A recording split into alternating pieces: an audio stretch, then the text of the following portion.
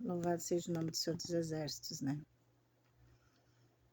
Deus é fiel o tempo todo, né? A palavra fala que haveriam falsos profetas, né? E hoje não é diferente, as pessoas usam as crenças, né? Como crença limitante.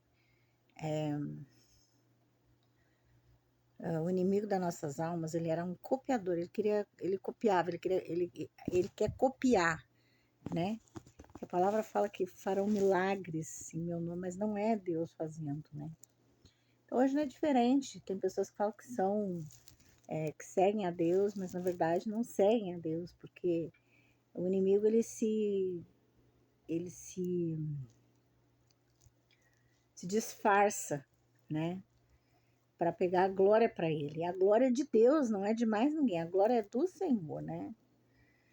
Então, o inimigo, ele coloca pessoas contra pessoas, né? Igreja contra igreja. Ele tem divisão, ele faz julgo. Então, onde tem divisão, julgo e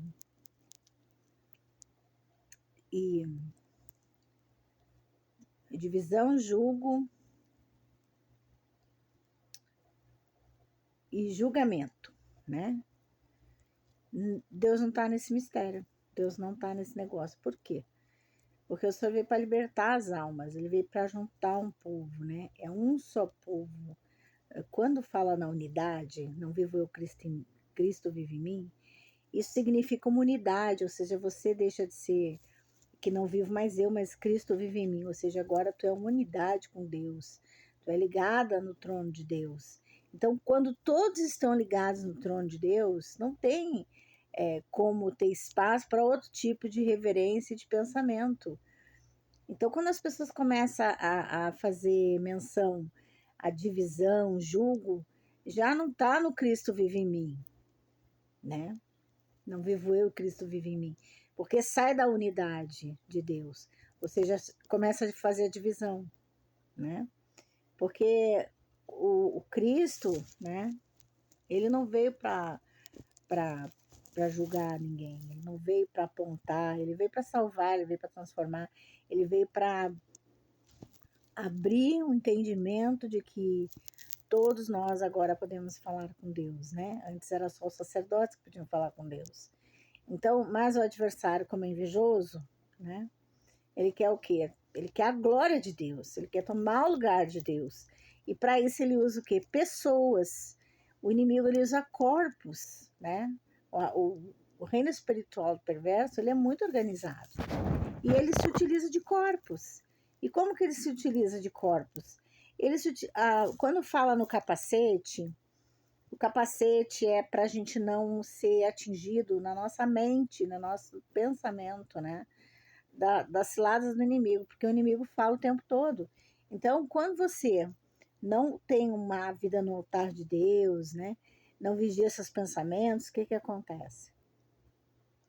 Acontece que o inimigo começa a sugestionar coisas. E a pessoa não está prestando atenção e está ouvindo a voz do inimigo, porque o inimigo, ele é farsante, né? Ele se disfarça do Senhor. Por exemplo, os dons, eles são dados, são presentes que Deus dá, né? Os dons, dons de profetizar, né? Os dons que Deus dá. Quando a pessoa está na presença do Senhor, quem utiliza essa pessoa através dos dons dela é o Senhor Jesus, é Deus, Elohim, o Shaddai, o Adonai, o Todo-Poderoso, né? Mas se a pessoa não tiver uma vida no altar, separada, né? Se ela tiver em vícios, em mentiras, em julgamentos, né? Isso aí é que nos afasta do poder de Deus, da presença do Senhor. Então, se ela não está na presença do Senhor, quem vai usar ela é o inimigo das almas. E o inimigo das almas vai usar ela, porque ela tem os dons, para profetizar, para curar, para fazer. Ou seja, não é o Senhor que está usando, mas o inimigo das almas, que é o enganador, né? E veio para enganar, mentir, matar, destruir, né? Dividir. Então, quando você tem um dom de discernimento, você começa a entender, né? Você começa a entender que, que o inimigo ele veio para apontar, sabe? Veio para mentir, enganar. Então, assim, quando tem julgo dentro da igreja, né? Ou em qualquer lugar, pessoas que te julgam é quando coloca a pessoa em estado de escravidão, né? E tira a liberdade da pessoa, porque Deus ele nos fez livres, livres com Deus, livres em Deus, né? Deus é libertação, né? E ficar com Deus é uma escolha, é igual os anjos. Os anjos, as pessoas dizem que eles não têm livre-arbítrio, né? Eles têm livre-arbítrio, né? Tanto tem que o inimigo das almas, que era um querubim da guarda, né? Ele usou e se rebelou. Isso foi um livre-arbítrio dele, né? Ainda levou mais um terço dos anjos, né? Então, assim, ele teve o livre-arbítrio. Então, os anjos têm livre-arbítrio, mas quando eles decidiram andar com Deus, eles não exercem mais esse livre-arbítrio, né? Porque agora é unidade, não vivo eu, mas Cristo vive em mim.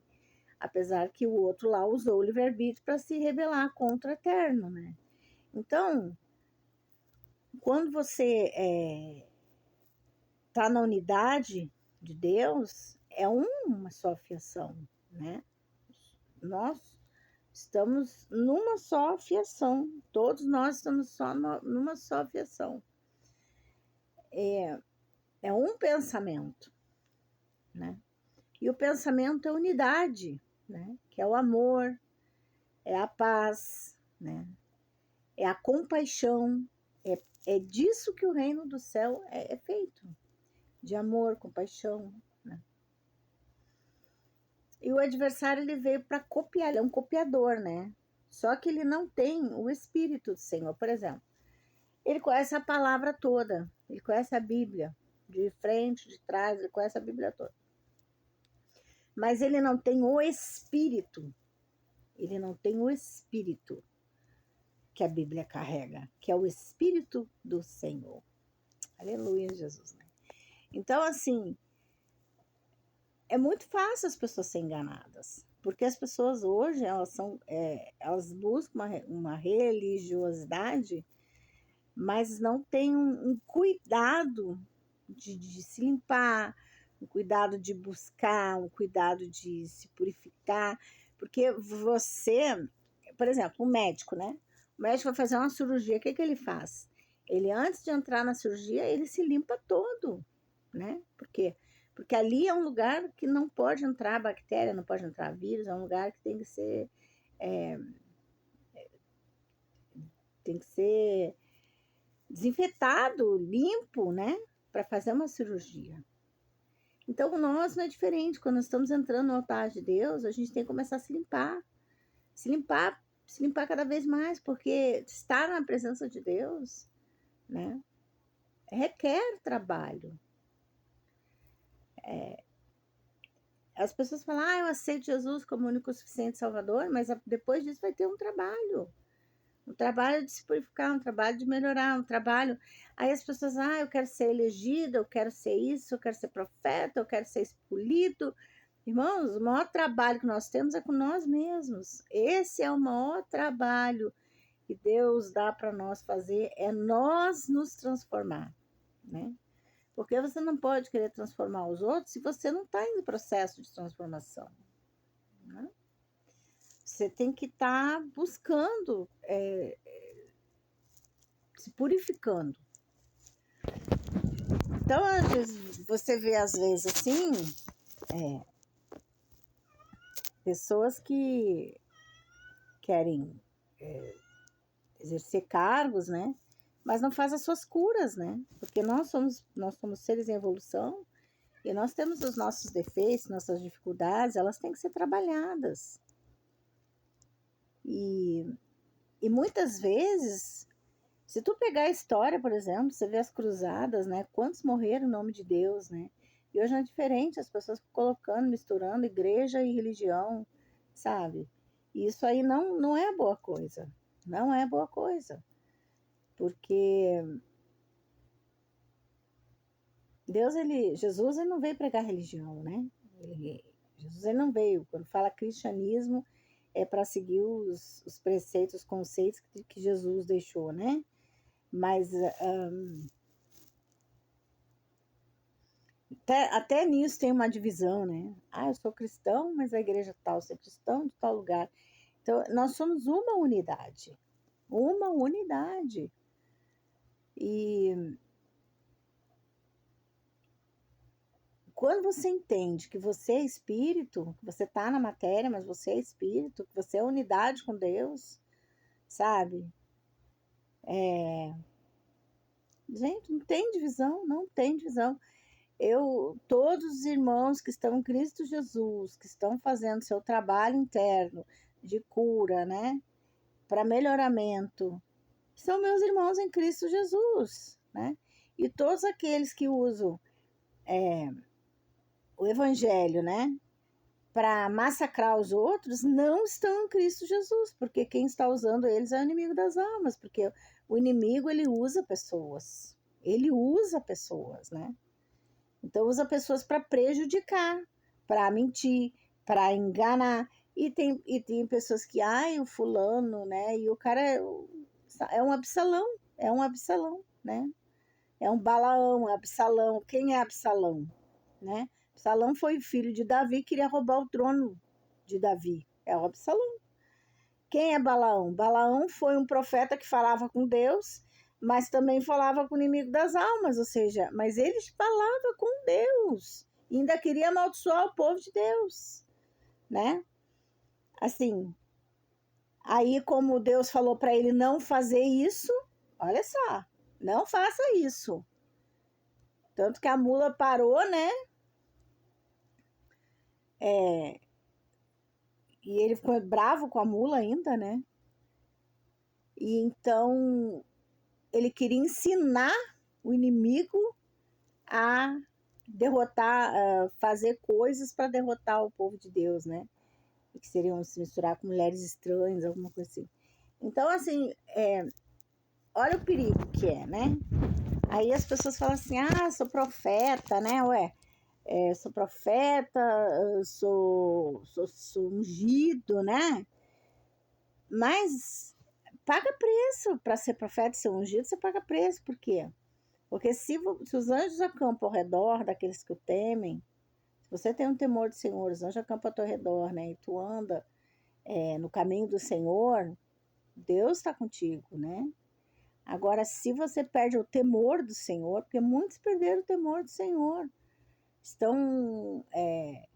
os anjos já não acampam mais ao redor, porque não há o temor do Senhor, porque estão utilizando o evangelho de maneira egoísta, né? Misturando coisas. Jesus mesmo entrava no templo e falava, raça de víboras, né? Dá a César o que é de César, a Deus o que é de Deus, Deus o que é de Deus. Então, Jesus não veio no meio do ministério, né? Daqueles homens, né? Jesus veio ser bem separado, tanto que os fariseus, né? Eles não queriam que Jesus entrasse no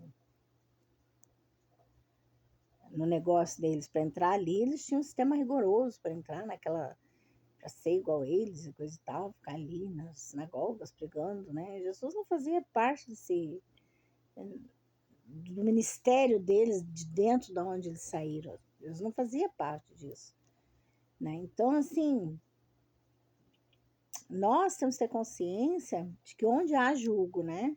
Divisão e julgamento, Jesus não está nesse negócio, gente. Onde os irmãos, um julga o outro, sabe? Se acha melhor que o outro. Aonde o julgo, você tem que ir, senão você não é, sabe? Tá botando a pessoa debaixo de julgo, né? Eles usam palavras que, se você não fizer, tu fizer amaldiçoado, vai estar lá em Malaquias, sabe? É julgo, isso é julgo, né? Quando você